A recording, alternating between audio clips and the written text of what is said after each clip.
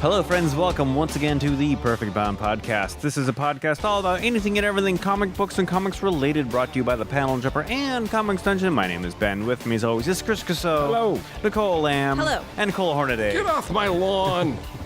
How's everybody doing this fine evening? Doing good still. Okay. Yeah. All right. I'm sorry, where are we? Apparently, Cole has turned into an angry old man. Turned into? At least I'm not the one who went there. You were, yeah, but you set me up, so where else was I going to go? Yeah. All right. right. Lawn.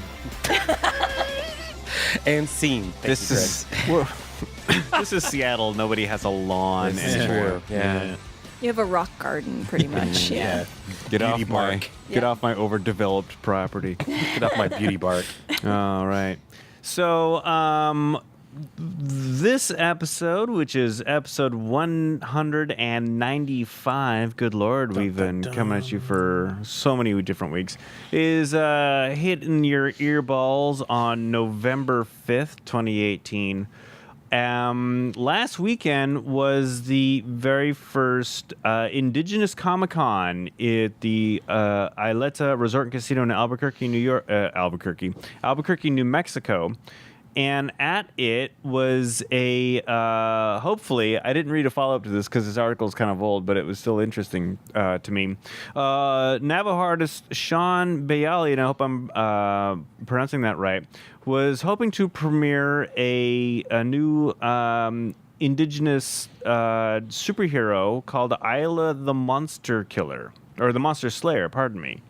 And it's a book that was going to be taking place in a post-apocalyptic world in the Southwest. And if you've ever driven through the Southwest, there's not a long ways to go before you hit a post-apocalyptic landscape. Well, and I think he basically, if I remember from what I read there, he basically said we're already living in it as far as our people are concerned. That's the thing about that's the thing about that area in specifically. 'Cause, like, he grew up there, and you go, around the corner and it's a desert wasteland. Mm-hmm. And the indigenous people who live there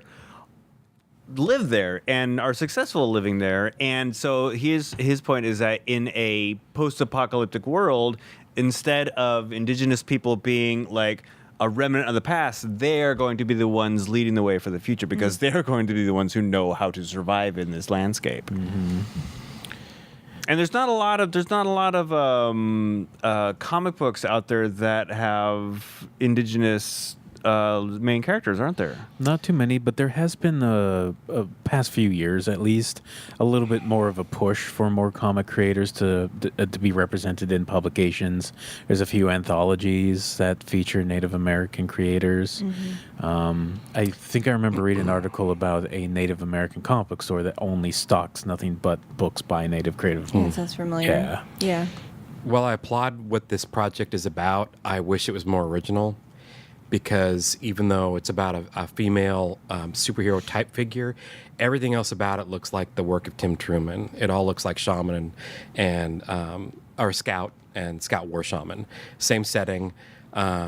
Even the scout is Apache, and this is a Navajo story. Is that right?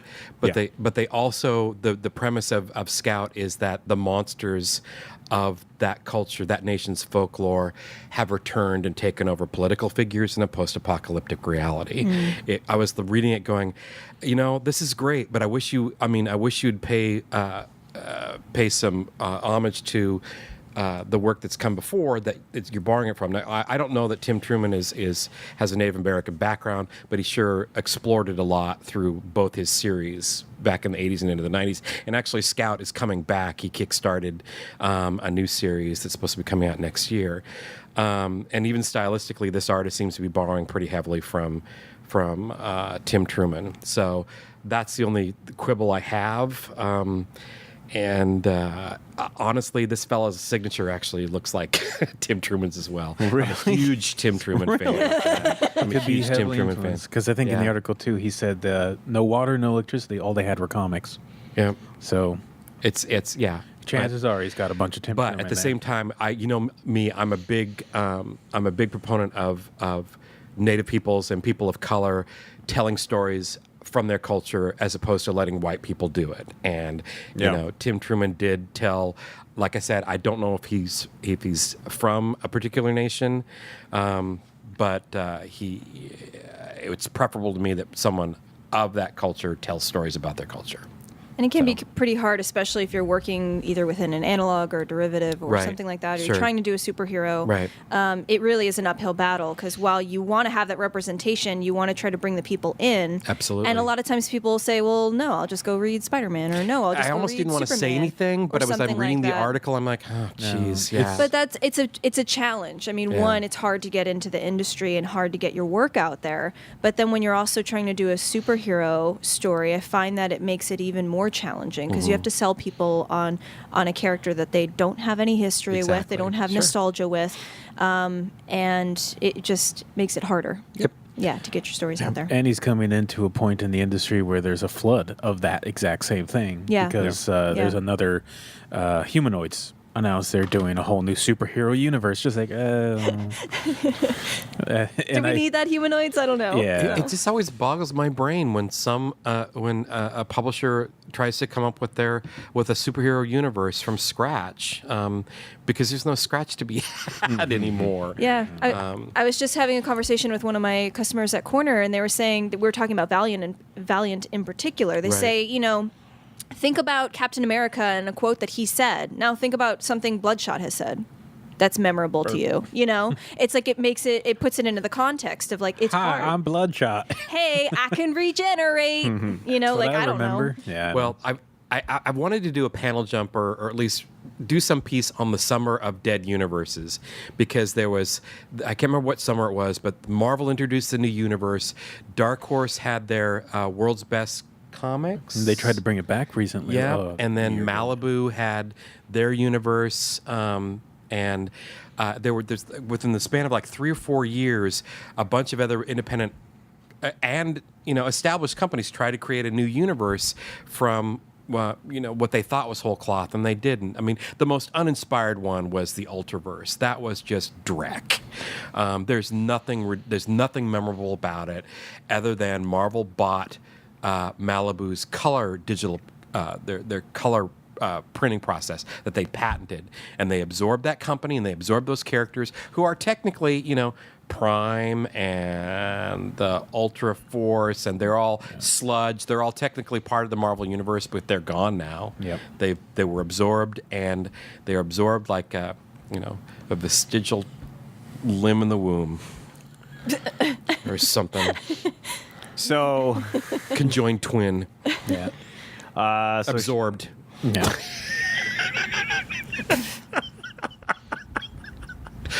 all right. Okay. Did you have more to add, Chris? No. Oh, okay. Yeah, it's fine. No, yeah. Just wanted to wrap this up. If you're looking Gotcha. for art by Sean Bayali, you can find it at his Facebook, which is Art by Sean Bayali, Art of Sean Bayali, where you can find prints of Isla the Monster Slayer. I don't know if he got the book finished for the con, which happened last weekend, but he was hoping to have a preview. But if it still interests you, if that kind of thing still interests you, seek it out, check it out, look for new voices in the comics world. Yep. All right. Batman. As we move on to the big behemoth that is DC, Batman Mask of the Phantasm is returning to theaters for one night only. On November 12th, 500 theaters are participating across the United States. I have not seen this. Is it worth watching in the theater? I actually saw it in the theater when it came out. My dad and I went and saw it. Yeah. I remember that. What does it say on the article when it was originally released? It does. 1993. Yeah. I think I was home from graduate school with the family, and I was heading out the door, and Mom said, where you going? I'm like, I'm going to go see a new Batman cartoon movie. And Dad was standing there, and he was looking at me all kind of hangdog. And I remember my mom looking at my dad, and she said, do you want to go with him, Dick? And Dad nodded like a puppy. It was weird. And Dad and I went and saw this Batman cartoon. Your dad is sometimes just really like hot for the comic scene. Oh, Like, yeah, he is. He just doesn't want to like admit the it. Elf Quest. He's just, I'm gonna read this the Pixies. weird fairy, Yeah, the he loved Pixie, the Pixie books. Yep, he and loved then it's those just books. one of those like deer in the headlights. Like, but I want to go see Batman. That's exactly how I remember It's it too. cute. So when they announced that they were re-releasing, I'm like, oh, I wonder if I can get Dad to go with me. Hey, Yeah. Oh, that'd be Yeah. nice. Yeah, that'd be. I cute. was 11 when I went and saw that. Yay. It's been 25 years Yep. since 1993, which sounds weird because I remember 1993 really well. But yeah, it's 25 years. Guess what the quiz time's gonna be about? But I own a copy of it too. It's It holds up. it's from the amazing era of Batman the animated series that was ahead of its time. Yeah. and still ahead of its time. Yeah. So if you live in the Seattle area, it will be playing at the AMC Pacific Place 11, Monday. the Regal Thornton Place 14 in Northgate, and Lincoln Square Cinema in Bellevue. But it is a one-day only event with screenings at 2 and 7. Monday's not the worst day. Leanne's trapped. Oh, Leanne. Yeah, the one person who would want to see this the most. The Leanna Raptor now. But it's kind of neat. You could choose your seats. I just did the same thing through Fathom with the Transformer 1986 movie release, and I got us the wrong seats by accident. But if I was paying attention, it would have been great. Yeah. So, Hey, the movie was fantastic. there I had you a great go. time. There you go. How did you get the wrong seats? You know, it was an overhead look, and I viewed that as if, so if it's overhead, the bottom of the page should be the top of the seats. I see. And it was inverted. We were like in the second row. We're in So the how second- From the packed was screen. it? Not too packed. So because Those are I'm two like, screens. Fairly busy. because Yeah, I they have were- I bought them online and I've picked them out and then I've gone into the auditorium. I'm like, meh, and I've gone and sat where I want to sit if it's not too packed. Yeah, if it's not too bad, you could probably do that. It was a good amount of people, but yeah, there were two screenings at the same time, so I think it spread it out a bit. Yep. Yeah, we had a lot of customers who were there that night too. We had, Is this the one with the Orson Welles? Yeah. yeah, Yeah. it was so Last good. roll before he died. Yep, that's right. Yeah, I remember watching that in the theaters You got the touch. in 1986. All right. She-Ra and the Princess of Power will be coming to Netflix on November 16th. I thought this might have been appealing to you, Nicole. I want her outfit. I feel like I could do anything because you got like a skirt thing, like a skirt and a skirt and shorts. A skort? Is that a word that you just made up, or is that a thing? No, that's a thing. It's a real okay, thing. if you're a 90s girl, you understand that was a thing. They made shorts Wow. and they sewed them into skirts so girls could still be skirty. Sporty. I think the coffee's wearing Sporty. off now. So yeah, it seems like it's a younger She-Ra. Seriously, it's not going well, guys. Yeah, and it looks pretty. It looks pretty cute. Yeah, it looks really cute. Yeah, her voice is probably gonna grate on me though. So I hope it's not as Grady. yeah. Now, what I linked to in the show notes was just a YouTube trailer, and it doesn't say if it's going to be like a series or if it's going to be like a movie or what is it? It's supposed to be a TV show, and I think the episodes all release on November 16th. Like Netflix does. Yeah. Okay. No? DreamWorks. No, sorry. Yeah, I don't know okay. about that. But DreamWorks did the Voltron stuff, so it's gonna be good. It's gonna be good. Yeah, it's just that voice acting that I'm like, ooh, it's gonna be hard to listen to She-Ra. That's not gonna work very well. But otherwise, I like the animation and the new design. I think it's good to have something freshen up, but still be familiar enough. It'll just fall on how good Hordak looks. Oh God. Yeah. Yeah, give me some of that Hordak. Mm-hmm. I love the evil squad. Yeah. They had so much personality. All right. Daredevil got a review recently that Cole, you posted a link to on the Facebook page. I did. It was a nasty review that I'm concerned has much founding in reality. Well, the thing is, Wilson Fisk is coming back for Daredevil season 3 because that was my favorite character from the first season, and I thought the show was made better by Vincent D'Onofrio's performance. And so I wrote in the show notes, do you want me to watch season 3? Because that's how you get me to watch season 3 is you put Wilson Fisk in it. But so let's hope it stands up. Yeah. The review was single-handedly pretty nasty and biased, but there's no getting past the fact that we all are a little bit disappointed in the arc of the Netflix Marvel shows, and that several of them, many of them started out hot and fast and were fresh and vivid, and then we got Iron Fist and things started to spiral. Then we got the Defenders, and I've been underwhelmed with the Marvel series since the initial heat of them. Iron Fist has already been canceled. Yeah. Is that right? So we don't know what Season happened? 2 is actually an improvement. I've been watching it. Of Iron Fist? Like he can fight now. Honestly, I didn't realize that had come out yet. He smiles sometimes. Smiles. Wow, he's yeah. been taking acting classes. He helps people. Now, I enjoyed Luke Cage, the second season. I don't know. They just seem to not be able to step up from the initial introduction. And I think it has to do with world building for me, is that I love setups, and we've talked about it before, but I love the setup to a story, but where it goes from there doesn't always meet that expectation for me. And I think Defenders was the worst. I just was so bored. And so was Iron Fist. I was terribly, terribly bored. I didn't even finish watching the first season. The pacing on almost every single one of them, I think Daredevil is the strongest, but I think the pacing has fallen flat.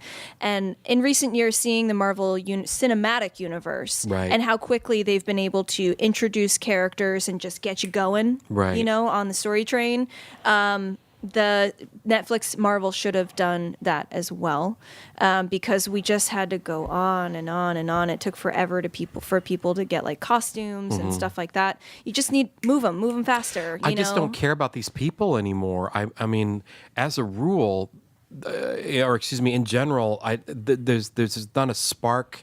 There's no connection within these characters. They feel flat. They feel like comic book characters. It's because they need friendship. I'm in agreement with you. Yeah, there's that. Friendship would make all the difference. Well, and what does that do? That makes those characters vulnerable. Well, and it makes connections. It shows. And connections make you vulnerable, Nicole. Luke Cage has lots of connections. They're just in the form of lady connections. You're right. That one works a little bit better for me. I did like the second season of Luke Cage. I'll have to watch the second season. I haven't seen it either. I recommend. It's interesting. I still enjoyed it, but the first one had the biggest impact on me. Well, so going back to the review on the Daredevil, what was specifically the thing that was so scathing? That was so. He just said it was boring. Boring, and I think there may have been some discussion of how preposterous the connections were.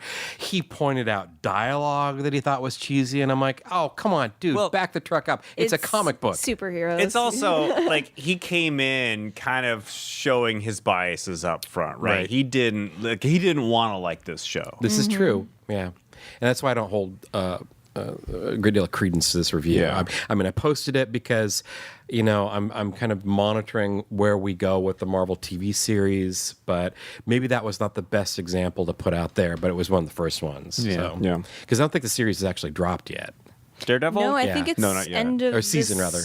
I think it's end of this month or something. Yeah. I think it was actually dropping pretty quickly. Yeah. So this critic got advance. Yeah, he only saw the first 4 or 5 episodes as well. Okay. So he wasn't able to see the whole thing. Well, I would say I'm definitely going to watch it, but hey, I'm the guy that forgot that the Iron Fist season 2 actually dropped. So, it's better. It's Daredevil season 3 is going to hit. Did hit Netflix on October 19th. Okay. So, as this episode drops, it is November something or other, November 5th. So, in a previous episode, we were talking about things that Neil Gaiman had done better. I can't remember specifically what we talked about. We thought, hey, maybe we should try to think of other things that Neil Gaiman has done better. Aside from everything that Neil Gaiman does is great. But let's briefly have a discussion about things that Neil Gaiman did better. Chris, do you have something? So the only thing I could really, because I like Neil Gaiman, but I'm not as into him as many people are. So I've not read like the full breadth of his stuff. But the only thing I could really think of off the top of my head is Straczynski, J. Michael Straczynski did a comic series called The Midnight Nation. And one of the key points of that is that people can be forgotten and they fall through the cracks of reality and they can't be seen anymore. And so Neverwhere is, I'm going to guess maybe the first thing that really did that idea. And it's the execution was really solid in that, which if you've never read Neverwhere, I highly recommend it. It's basically there's an underground London and homeless people and anybody else that just kind of gets ignored and they can fall through the crack of reality. And there's a whole like magical medieval kind of at some places world there. There's an angel played by Doctor Who guy Capaldi. Peter Capaldi. And in the show, sorry, I should put that. There is a BBC show and it's not like great, but I like it. I enjoyed it. I've rewatched it recently. It's low budget. It's super, super low budget, but also if you get the DVD set, Gaiman actually does commentary on every one of the episodes, which I actually really appreciated. I just love his voice. I love everything about him. So was Neverwhere a comic first or A novel? A novel. And then there was a comic, but I think there was the movie before the comic. And whenever they make a adaptation of a Gaiman book into a comic, it's actually boring as heck to me. I just do not care. And so I think the TV series actually preceded the novel. Did it? Yeah, because I think he wrote the screenplay for the teleplay for the series, and then the novel. But because it's BBC and because it was like pre-streaming platforms and stuff, I read the novel before I actually got my hands on the series. I got my hands on the series like Half Price Books had a blowout that stacks of them, and I like my Neil Gaiman did it better is.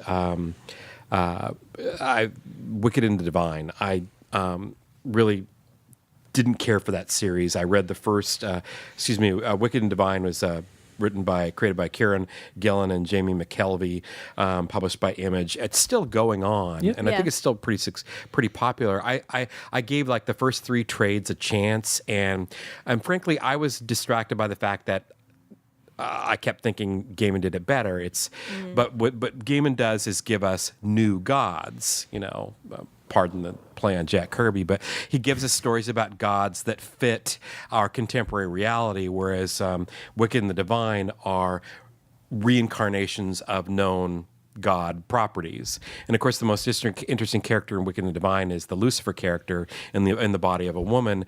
But I also had trouble with Wicked and Divine because it wasn't a consistent pantheon.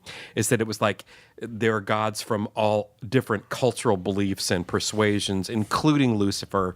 And I didn't really understand how it was supposed to work together as these beings are reincarnated and they get to live again in the bodies of mere mortals and burn them out like little cinders. But in its defense, American God's not about one exclusive pantheon. It's about everybody just thrown into the American boiling pot. Plus the new. And the thing is, in the book, there's not that much about new gods. There's a couple. My comparison was more with Sandman and the Endless. Gotcha. But you're right. That is a better comparison. Is American Gods versus because what I love about the Endless is that they are. He tells stories that have this gravitas, this history, but this is supposed to be new stuff, and the Endless are ancient beings, but they are new to us. They've always been there, but they also have a limited mortality. It's millions of years, but and that's in the conclusion of his Sandman stories. Morpheus does die and was replaced by his son Daniel, and that just messes everything up. But it also has given him opportunity to go back and like tell stories like the Sandman Overture from a couple of years ago, which is not one of his better works, but was still intriguing because we can go play in any part of the universe and in any portion of time. So I still think American Gods is a better story than Wicked and Divine. You're right; it is kind of taking from different cultures, but again, they go up again. I think you were starting to say this as they go up against sort of modern iterations of gods that fit our modern attitudes, Media technology, and commerce and all that. Exactly, and he explored that a little bit in updated versions of like the Four Horsemen of the Apocalypse in Good Omens, where it's like war, death. Who are the Four Horsemen? War, famine, death. And instead of famine, it's... I can't remember. I didn't read Good Omens. It's replaced by a more modern thing. I'll think of it. Anyway. Gluttony. If Gaiman did that, then Yes. somebody else also ripped him off, because remember when we hit the year 2000, DC had the year 2000 books, the Vertigo Yes, books, right. And they I forget who the writer was, but there was one where the Four Horsemen show up and we ignore them because we're worse than that now.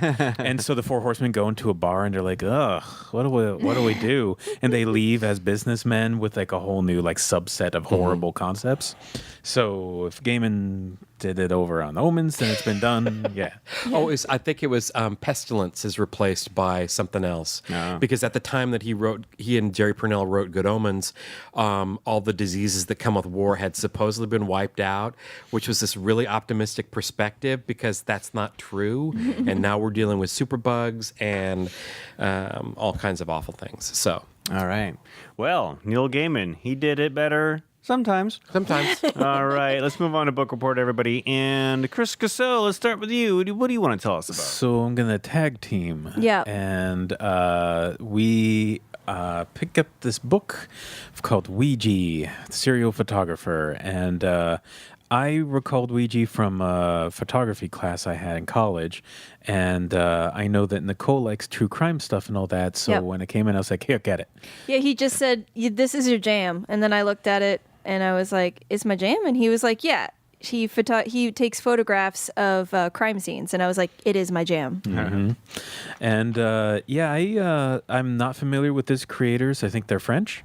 I I think so. And it basically just kind of follows like a couple days in the life of Ouija, and it highlighted the fact that if you're not familiar with him, he would show up at crime scenes oftentimes before the cops, and he would reframe the crime scene. He would muck about with the evidence, Yep. for a better composition, and everybody just kind of let him do it. And he had an inside source of the cops that would call him if there was a heads up, and he had like kids that would lead him to crime sites, and he had a police scanner in his car. And but they did an interesting thing that I really liked, where he's dreaming and he sees himself like at the victim, and the victim's still alive, and he murders the victim to get a better shot. Yep. So and they humanize him quite a bit. He has relationships with like the people in the local part of town that he's in, and he wants to get away from this, and he knows it's actually kind of horrible life, but he doesn't stop doing it. Yeah. There's like a really hard scene where like a woman whose husband died is calling him a vulture and everything, so you can see it hit him. And the art style's fantastic. It captures the time period perfectly, and captures his manic depressiveness as you're going through the book. Mm-hmm. And Because the time frame was in the 40s. yeah, I think. Humphrey Bogart time. Yeah. Yeah. Because he also believes he looks like Humphrey Bogart. Yes, and he he does. finally meets Humphrey Bogart, and Bogart's like, "Yeah, that's nice. Go away." So yeah, it's an $18 graphic novel. It's relatively quickish read, but it's just It's engaging. The art is beautiful. It's black and white with gray tones, and it's just it's a very interesting biopic. I mean, especially I didn't know about Ouija, and learning about his life, I immediately was interested in seeing the photography that he did, and a quick Google search will get you there too. So it did interest me in that way. For those of you who might not want to see any photographs of murdered people, the nice thing is the book omits that. There's a different printing, European printing, that has some of the photos. But yeah, they mention in here that they're like, well, first of all, you can find them in half a second with the internet. Yeah. Second of all, the paper quality reproduction wouldn't do them justice. And third of all, this is a graphic novel, and the story exists inside the text and drawings. Just like, I like Yeah. that. Yeah, I mean, he's a hardworking guy. He reminded me of like Jack Kirby in the way of just being like tenacious and being from these streets and being of poverty growing up and wanting, something better, and also just being like he's a very assertive person. Like he pushy. unfortunately will bully his way into situations, which isn't necessarily now lining up with Kirby, but there's a great scene where there's a corpse found in the trunk that they fished out of the river, and he's just like, well, how many times did the guy stabbed? And they're just kind of like, what? And the cops don't want to touch the body yet. Yeah. And he's just like, well, no, why don't you hold this over here and I'm going to count the stab wounds. And he's counting stab wounds, and like both the cops are getting ready to puke. Yep. Yeah. We should actually mention the creators. I skipped that because I'm going to butcher it. Max de Rodriguez and Water Manere. Better you than me. Sure. So yeah, It's a great book. highly recommend it. Yeah, I mean, it's whimsical enough in art style that it's not necessarily gruesome. And it is interesting to see this as a timepiece and to learn about somebody and their life.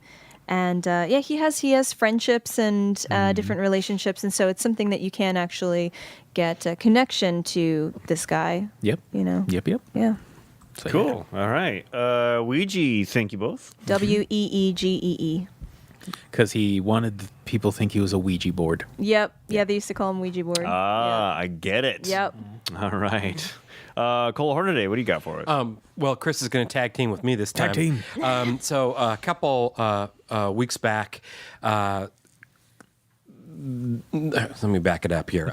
The book we're going to review is The Joe Shuster Story by Julian Valoge and Thomas Compey. So a couple weeks back, Chris got a copy in the store, and I think he'd read, I'm going to speak for you like you're not here, he'd read like 10 pages, and he said, this is a brilliant book, get it now, it's great, I haven't read it yet, trust me. It's been months. And it's been months, and it's still true. There you go. Yeah, no, this is this is the story of both. It's more the story of Joe Shuster, the gentleman who drew and co-creator who drew Superman, but it's also very much the story of Jerry Siegel as well. And it's framed with, if you kind of are familiar with the story of these two gentlemen who created Superman, they got screwed really, really bad. And they both, in the twilight of their lives, after spending thousands and thousands of dollars on lawsuits, trying to get the corrupt publishers at DC to give them what they deserved. They got stipends. They lived comfortably in the twilight of their lives, but up to that point in time, it was pretty miserable. But this is the story. This is the whole story. This is from childhood through all the way to the end, and it ends on an upbeat note. It's exhaustively researched and beautifully, beautifully drawn. They give you a lot of great notes in the back for some of that research. Yep.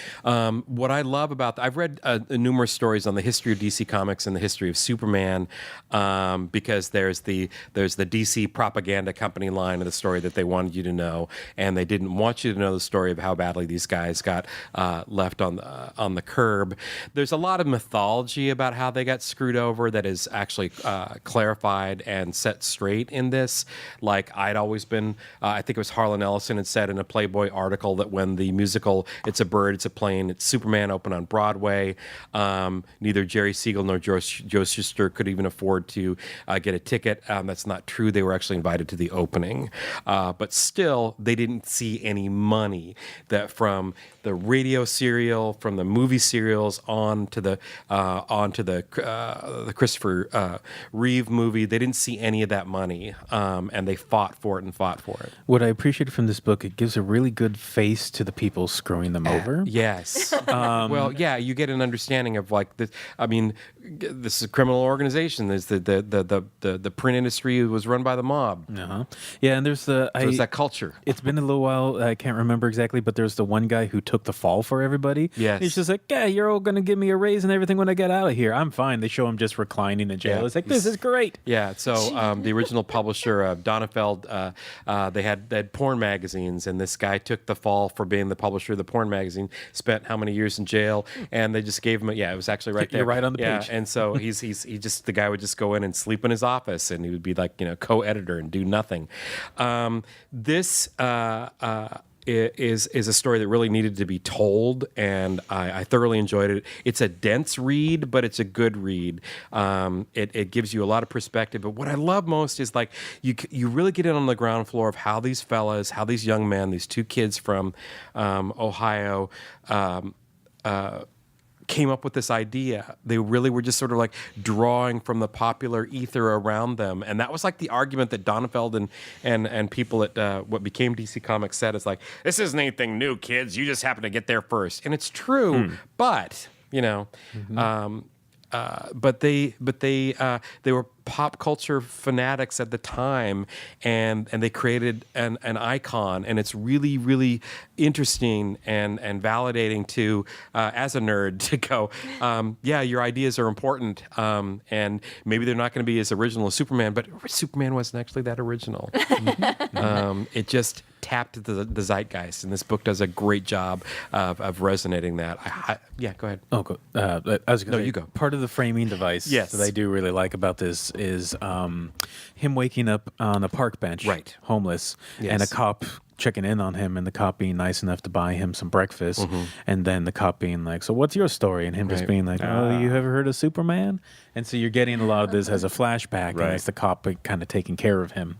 And then it brings you back closer to the end of his lifespan with that device. Schuster was losing his sight toward the end of his career as an illustrator, and that was one of the more tragic things, is that they had no cushion, and the people who owned his co-creation had millions and millions of dollars. So I think that's one of the most tragic things is that I think he was. I don't think he was totally homeless. They cover that in the notes, but he was. He was pretty destitute. And in the back, they actually have footnotes in the back that kind of clarify, well, we embellished this here. But anyway, I just thoroughly enjoyed this book. I think this is probably one of the better reference books for not just Superman, but the history of DC Comics. And I recommend it. Cool, the Joe Shuster story. Thank you, Cole. Well, that is Book Report, and that is our show. Coming up is quiz time. But before we go, I want to tell you that the Perfect Bound podcast is brought to you by The Panel Jumper. See everything Cole Hornaday and I do at thepaneljumper.com, as well as Comic Extension here at 319 Northeast 45th Street in beautiful downtown Wallingford, or 24 hours a day, 7 days a week at comicextension.com. Subscribe to the show on iTunes or however you get your podcasts at perfectboundpodcast.com. Send us an email, perfectboundpodcast@gmail.com. And now, friends, get your quiz. That's on a quiz. It's quiz time. And this week, the questions come to us from Mr. Chris Casso. Lay it on us, Chris. So this is all about Mask of the Phantasm, because it's a thing we talked about. So it's the quiz of the podcasm. Number one, besides being a cinematic continuation of Batman the Animated Series, Batman Mask of the Phantasm also has this distinction of being the first of what? The first of a series of Batman animated movies. First original theatrical film produced by Warner Brothers Animation. Oh, so you were close, but not I really. get that point. Yep. Number two, the film's plotline was inspired by Mike W. Barr's Batman Year 2 comic book story arc, but features an original antagonist, the titular Phantasm, in place of what villain from the comics? The Reaver? The Reaper. Reaper. So close, but not right. Yeah. I get that point, too. Yeah. You both get those non-points. Number three, Mask of the Phantasm was the only animated Batman film to be given a theatrical release until 2016, when what film came out? Was it The Killing Joke? It is. All right. You're killing this one. Dang. Killing that joke. Good job. All them points. Number three, this is Except this is a good film. Yeah. From start to finish, how long did production of Mask of the Phantasm take? It was fast. It was fast. I'm going to say it's super fast like because 9 months or something. they were doing the TV show at the time. Yeah. so You say 9 months? What do you say? I'll take the under and say 6. What do you got? was going to say, I'll say 8. You win then. Oh! The film was completed within 8 months. Early in production, Warner Brothers decided to release it as a theatrical release rather than straight to video. That left less than a year for production time. Most take 2 years from finished story to final Wow. release. Due to this decision, the animators went over the scenes in order to accommodate the widescreen theatrical aspect ratio. The studio cooperated well, granting the filmmakers a large amount of creative control and a budget of $6 million. Whoa. Final question. The soundtrack was composed by Shirley Walker, the main composer for the animated series. Walker cited the score as a favorite among her own compositions. The credits featured the song I Never Even Told You, which was written by Sita Garrett and Glenn Ballard. The performer of the song was a regular on the daytime soap opera General Hospital, as well as being one of the stars in Wayne's World and Wayne's World 2.